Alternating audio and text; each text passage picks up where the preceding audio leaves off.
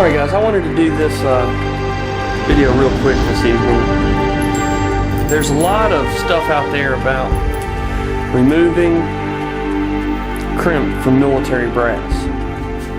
And the crimp that I'm talking about is, if you look, see right down, let's see, get that to focus, you can see kind of a ledge, a step right there. What that is on this military brass, after the primer was put in, they have a die that comes in and crimps around there. It just swedges that brass onto the primer there and locks it in. Well, you can deprime them, but that area there is very tight and it's got a jagged edge, and it makes it hard to press the new primer in without damaging the new primer.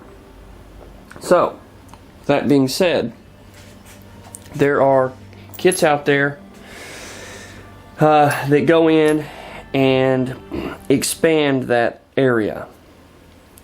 Buy them, they work, they're good. But I've got here a host of tools that will work and are what I use, whichever one happens to be around. This is one of my favorites here. This is actually a type of end mill. You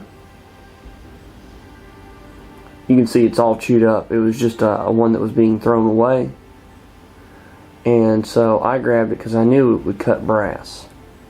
And I just take it in here by hand, drop it down in there,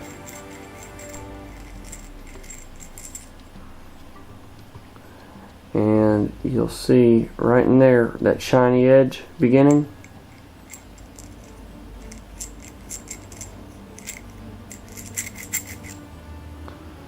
And that's all you're looking for. You're just trying to put a bevel there. Just putting that bevel there will take care of it. Now, also, some of you guys may recognize this. This is the Lee case mouth deburr. It will go into the case mouth this way and deburr that. You flip it over and it will deburr that way. One thing I don't like about this, when you deburr this way, you can get that against your cases as you twist and score your cases right here, which does weaken them. But this will work for small primers, your small rifle and pistol primers. I'm sorry, I haven't changed this to where it's manual focus right now, and I'm not going to do it. I'm just trying to get this video shot for you guys. It just barely will work in the small pistol and rifle primer size. It works great for the large pistol and rifle, but it will work here. That's one way. This is another end mill. This is just a countersinking end mill for something like aluminum or whatever, and it will work. I'm just showing you different examples. I'm going to open up a toolbox back here and just grab any old drill bit out of here. I'm going to try and grab a regular drill bit. This is a dull one, but it's brass, so it'll be fine.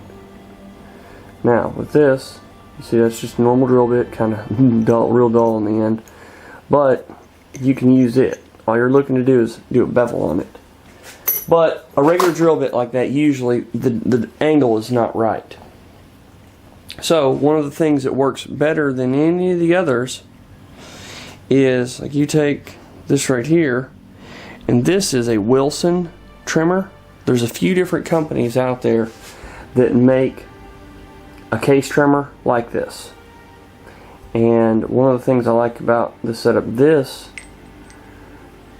gives you a grub screw there. You can insert this, tighten that grub screw down, and this will go into your little battery powered impact drivers or drill, and you can turn it around and do that way. Now the way that these work, if you've not seen one of these, whereas the Lee, sorry guys, about to focus, whereas the Lee allows you to get onto the edges like I was talking about, or it can get down onto the edge of the case. With this Wilson trimmer, it's got a center alignment pin, and that's your outside. Of course, let me get this out of there because I don't have it tightened, but you can do that, and this one works very, very well. And then you come in here and trim that way, or deburr. I like this way. This is probably my favorite now that I have it. But this happens to fit just right down in there.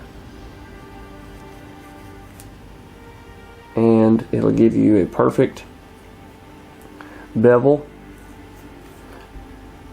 on your cases. Let's see. Which one did I do? Alright, now out of these two, you can tell one of them has been done and one of them has not. If you guess the one on the right has been beveled, you'd be correct. See how this one's much sharper of an edge? This one's got that shiny area down in there.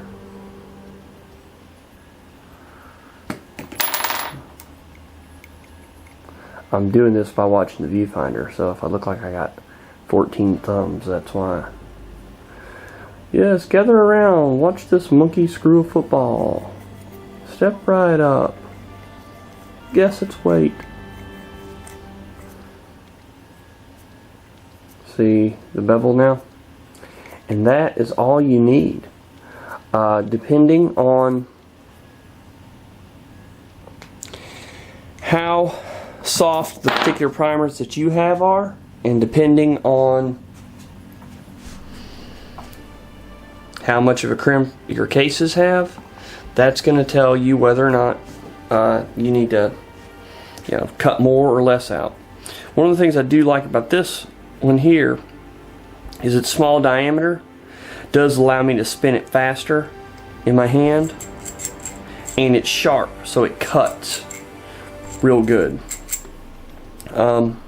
And you'll just have to experiment with it, but I usually just grab a box of these that need to be done, and a lot of times I'll get going. I don't sort them. If I get a rash of cases that have military stuff mixed in with it, I just bevel them all, because even if you have ones that aren't military crimped, they still, you will, especially if you're using a Lee Loadmaster press,